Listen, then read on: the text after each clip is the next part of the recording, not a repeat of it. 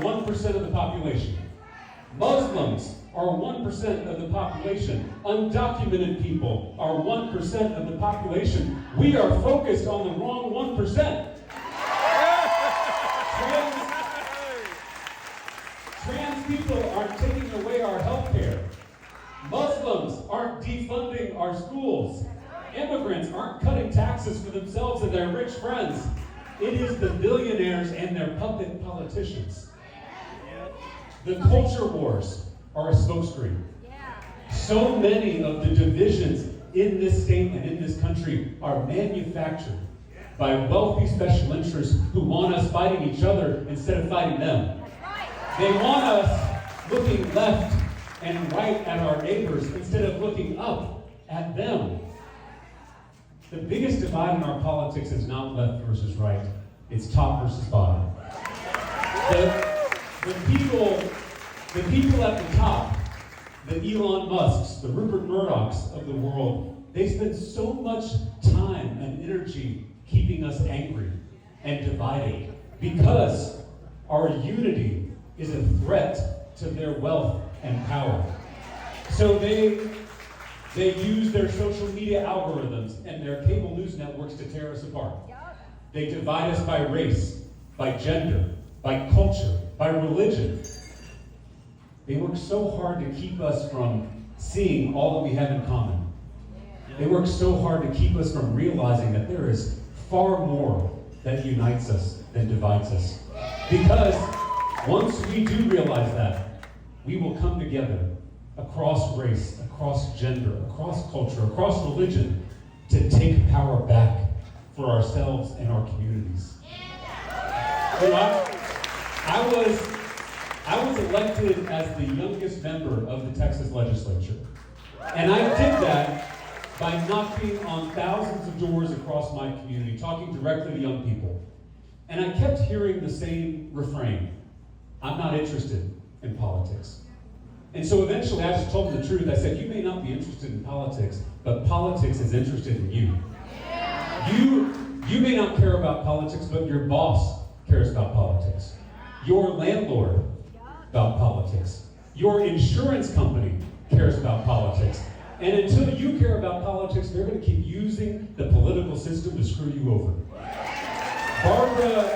Barbara Jordan had this great quote where she said, if you are not at the table, you are on the menu.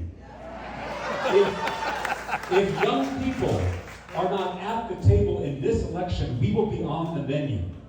Housing, student debt, gun violence, climate change, none of this will get better until you remake this broken political system in your own image. That is why I'm here.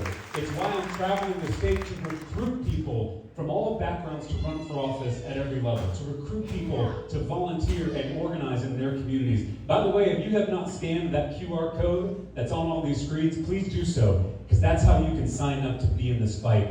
And there is no better time to join this fight than right now, because Donald Trump is rigging the next election as we speak. He and his allies in Congress just passed the largest transfer of wealth in American history with their big, beautiful bill. Literally kicking millions of people off their health care to fund tax breaks for billionaires. They know it's unpopular, but they don't care because they have a plan. Donald Trump just called Governor Abbott and told him to redraw the political maps here in Texas. To get them 5 more Republican seats that will protect their majority in the next election. They're going to draw our districts into crazy shapes to guarantee the outcome they want. And Texas is the testing ground for this strategy. If they succeed with this power grab here in Texas, they will do it in every red state across the country to rig the 2026 elections. Normally, when you pass unpopular policies, you lose the next election. That's how democracy is supposed to work, unless the other side cheats. If they succeed, they will never have to fear the voters ever again. They can enrich themselves and their donors with impunity, with no consequences, no accountability. This is the rot at the core of our broken political system.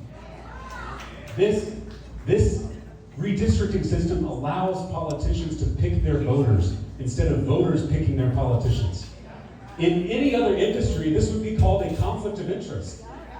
It's why I filed a bill to take the power to draw political districts out of the hands of politicians and put them in the hands of Texans.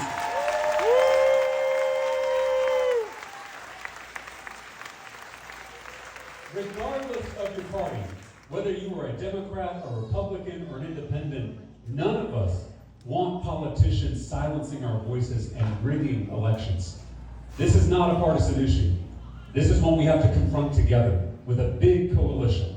All kinds of people need to join together to stop this.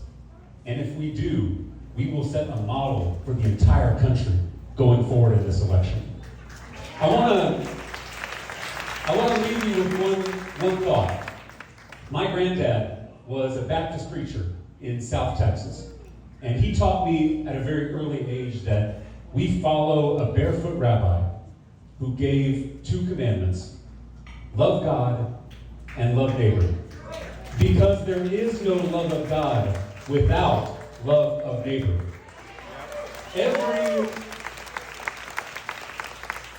Every single person bears the image of the sacred. Every single person is holy. Every single person counts. This American experiment was started with that same self-evident truth that all people are created equal. This democracy of ours is not just a constitution, it's a covenant. It's a relationship between neighbors. It's a promise that we make to each other to share this country. Those billionaires and their puppet politicians are breaking that promise.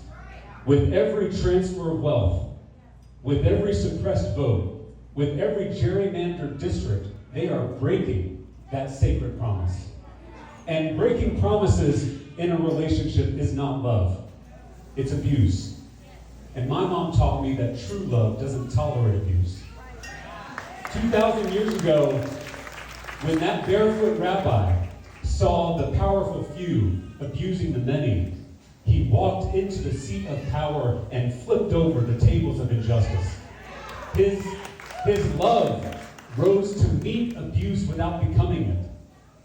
To those who love democracy, to those who love our neighbors, it's time to start flipping tables. That's what my granddad taught me. That's what my mother taught me on the east side of Austin. It's what my students taught me on the west side of San Antonio. It's what LBJ and Barbara Jordan taught me. It's what Wendy and Beto taught me. And together, Texas Democrats, that is how we will take back this state and this country in 2026. Con ganas. Thank you so much for being here.